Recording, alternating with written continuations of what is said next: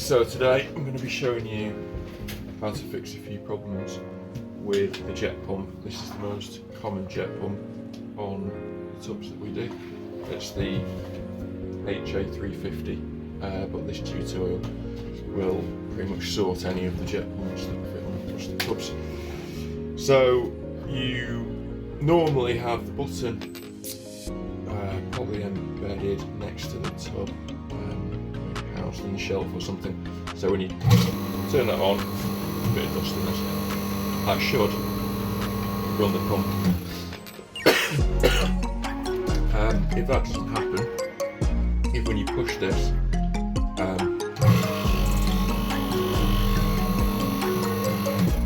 if when you push that it doesn't come on, it could mean that the tubes come loose. So you've got a thin transparent tube that needs to be pushed very straight onto the end of there. There's a barb in there that needs to be pushed onto. So it could be that that's not inserted tight enough. You don't want to snap that barb, it's not the strongest thing in the world. And also on this end there's a similar barb on there, so you have to make sure that is properly inserted into there. You also want to make sure that there's no water gathered in the tube somewhere. If it is, you can take off both ends and then just blow down the piping a bit straight. Blow down the pipe, make sure the water comes out of it, and then when you go to put the pipe back on, if it can have one or two loops, then that will make sure that it will stop the water from getting into this switch here. So this on-off switch is the bit that sometimes goes wrong when there's water getting in there. You also unscrew this top part of the cap that comes off. Oh, that one just pulls off actually. And then in there there's the button. It's a pretty straightforward thing, it's just a pneumatic, just a push button, and inside there's the rubber that I should be able to take out. It's not coming out for some reason.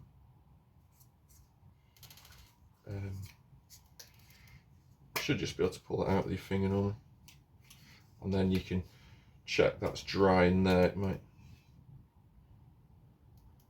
That one doesn't actually want to come out. You used to be able to take those out quite easily. So yeah, you could just make sure there's no water in that. You could tip it upside down, and then you can build this back together. It's very simple. You just push that in. You should have a good bit of air coming out of here. I'll try and show you with a little bit of thing. Yeah, there should be quite a bit of air coming through that. If there isn't, then you might need a new button, on-off button. Put that back together, put that in there, put that in there. So if when that tube is all connected and you push that down and it still doesn't come on, then it could be the fuse in the plug. So you need to check the fuse in the plug just to make sure that's okay. That takes a 5 amp fuse. You need to check the socket that it's actually plugged into. You could plug something else in that you know works, like a hairdryer or something. And if that's all failing, I should actually leave that unplugged. If the socket's definitely okay, the fuse is definitely okay, there's air coming out of the tube fine, then I don't know if you can see that actually, but anyway, yeah, there's plenty of air coming through the tube, then the chances are it's this on-off switch. They do sometimes go wrong if they get a little bit of water in them. So what you have to do is start by unplugging your jet pump, get a small Phillips screwdriver, unscrew 4 screws. Some of these have a Phillips, and some of these have an odd triangular, like sort of top to the screws. I'm not actually sure what those are called. I should have googled that. But if you've got those triangular ones, normally you can fit a flat screwdriver in there to undo them. That's what I normally do. I've never owned the triangular screwdriver, but yeah, I'm sure they're available online.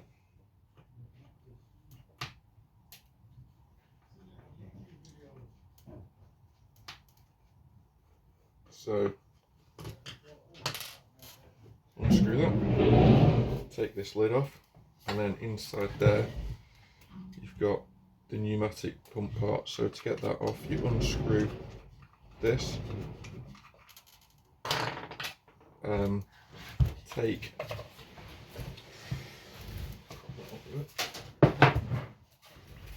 take this out. There should be room. It might look a bit tight, but it will come out.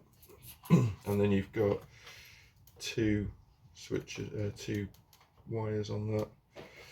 On this, you need to pull these back, and then you need to, I think, yeah, if you get a screwdriver and you get down the side, there's a little lever to do that. It's going to be a bit more awkward on this one.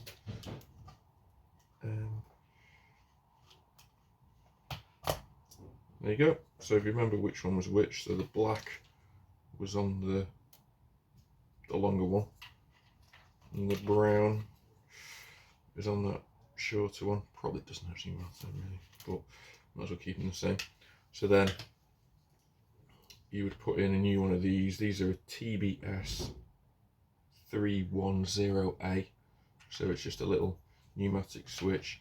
So when you get a new one, it'll just come like that, and yeah, installing it is the opposite of taking it out. So put the brown one on the short one, make sure that clips on, push the little shroud back over it, push that one back on, put that back through the hole, keep it nice and flat, get your nut, screw that on, and that's pretty much it. Should solve all your problems.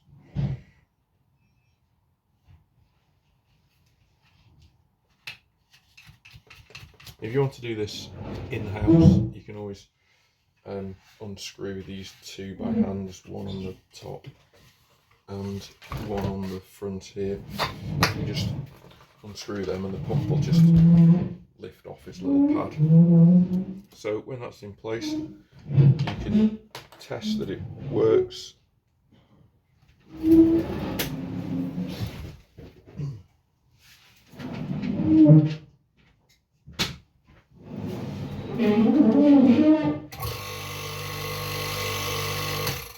a bit of a noisy pump, this one. I think this might be a reject, which is so dusty. Right, okay, that works.